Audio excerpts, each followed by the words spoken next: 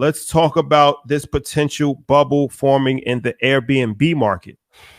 And how resilient is the company's business model and economic down? This is actually a stock and real estate question because we could talk about Airbnb stock, which has not performed at extremely high levels.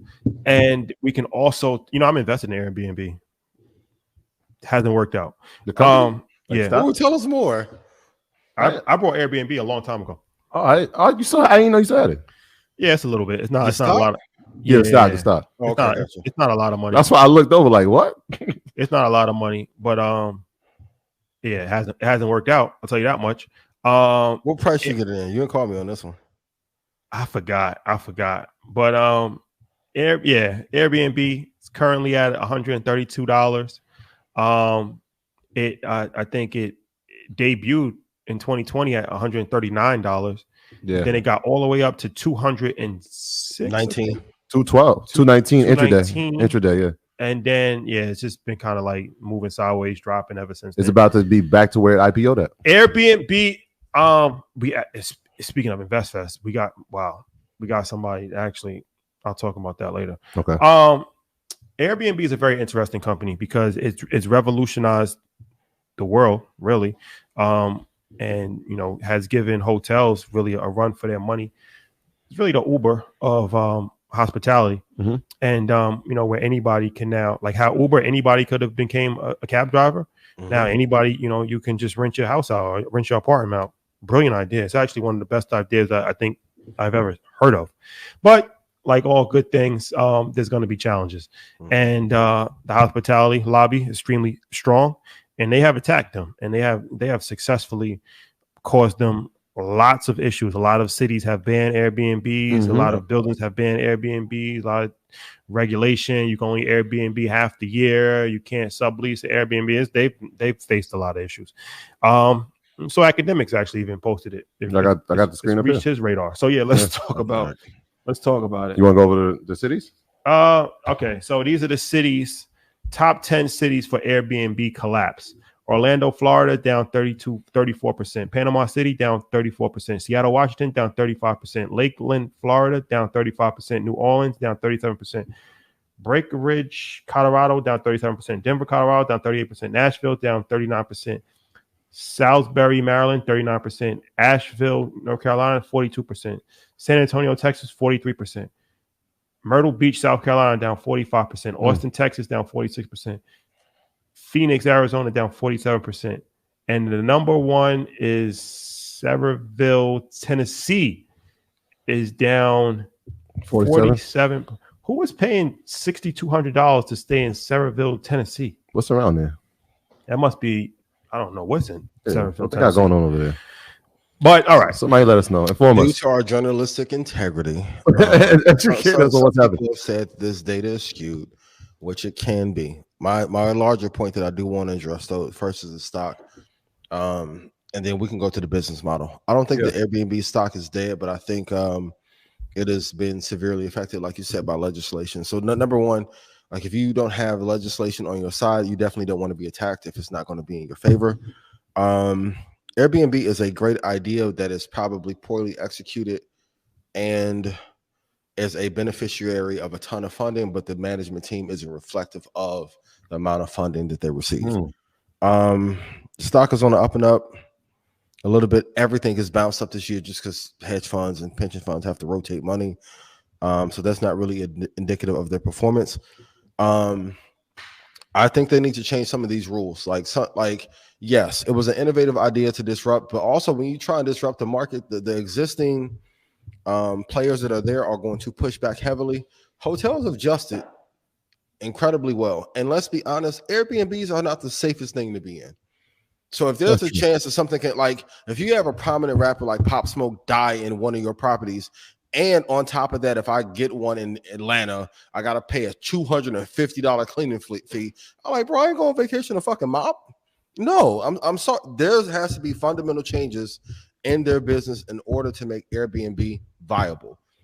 Uber, Airbnb, VRBO, some of those businesses come at the tail end of the last cycle of social media or Web 2.0. The business models just are not as strong.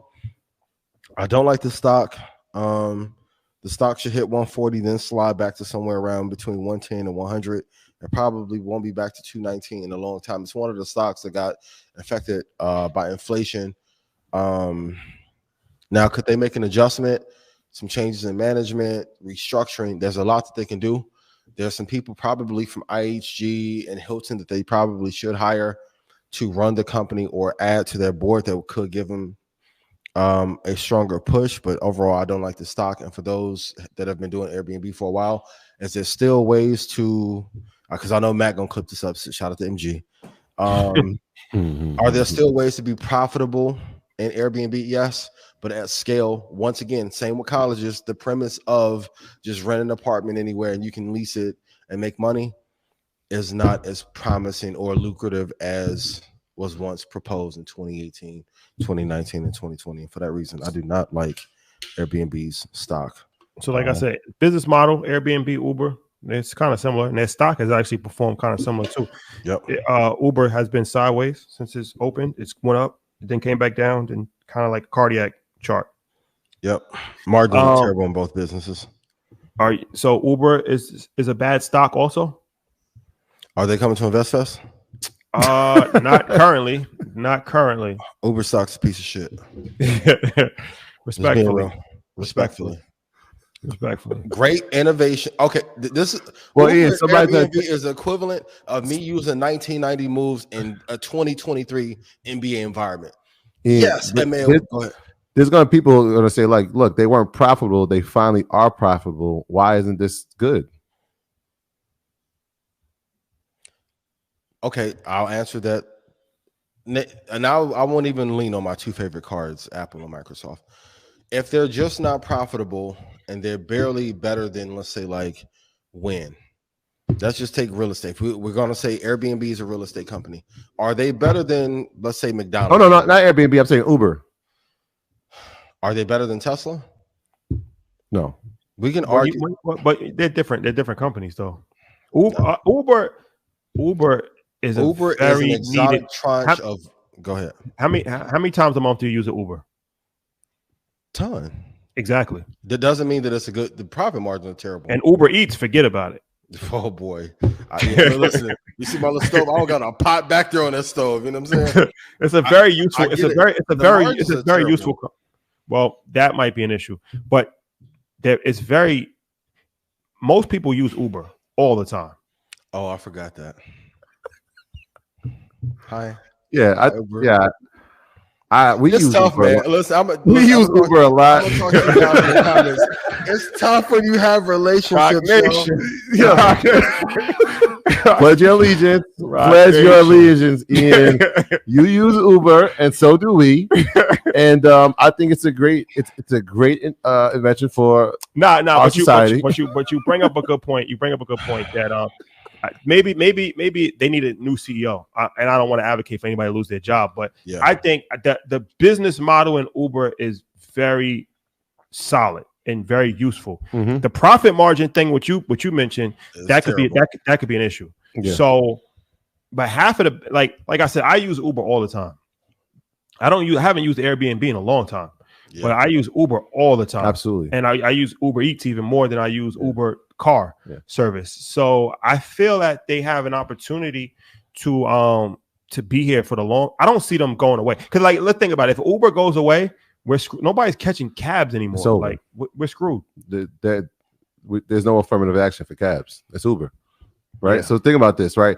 And even for some of the issues that they had from a safety standpoint, I know that was one of the issues. They've addressed that, right? Even now, when you're in your Uber, if it's not moving, you get the text message like, "Are you okay? Your Uber hasn't moved in 2 minutes." Yeah. They've adjusted to the safety. But what's also interesting is the international play, right? Like we're watching Uber go into countries. We sat down at AfroCon in LA, and we were talking about Uber going to Ghana and Uber coming to Nigeria. So there's still this international play that they still have room for expansion. Like we were in Europe, it was easy. Like catching the Uber was nothing. So there's still some room for growth. I'm not so sure I'm bearish. The net income is down $9.14 billion for this year, 2022. 2022. The income was down. That's surprising because, like I said, I don't know why the income would be down. People using it. It's a margins game. Like, and if I'm going to be super transparent, any business that like is operating off really thin margins or low price, they usually go through this. Sears has went through this. Like the Circuit City failed and went under because it's all like it works for a period of time when there's an exuberance in the culture or country and spending, or where there's so much money slushing around. But when things get tight, will the business be able to survive? Usually, no. And that's on the enterprise side or on the B2C side. It has to, even in going to the episode in government contracting, just because you put in the lowest bid does not mean you're going to get the offer because you offer the lowest bid. You may not be able to fulfill the services needed as a result. So everything, please write this down. Everything in business is really about margin. Yeah. I know I get criticized and killed for my prices all the time while doing a free show every week. I cannot wait for all these be pre-recorded. Yeah. But you need a higher price point to be sustainable. Notice even when Tesla beat those deliveries, right? Yeah. One of the things they talked about is, are we going to increase these prices back so our margins are not dramatically affected? You need that capital to be able to reinvest into the business. So I'm glad you brought up Tesla, because that might be a way to help the margins, right? Yep. Autonomous driving. This might be a way. And Steve00 on YouTube, yeah, I'm aware that Uber's in Ghana. I was referring to the gentleman who was integral in bringing the company to the country. My graduates from my school being Forbes, bag drop. Bag drop. A mic drop, bag drop. Bag drop.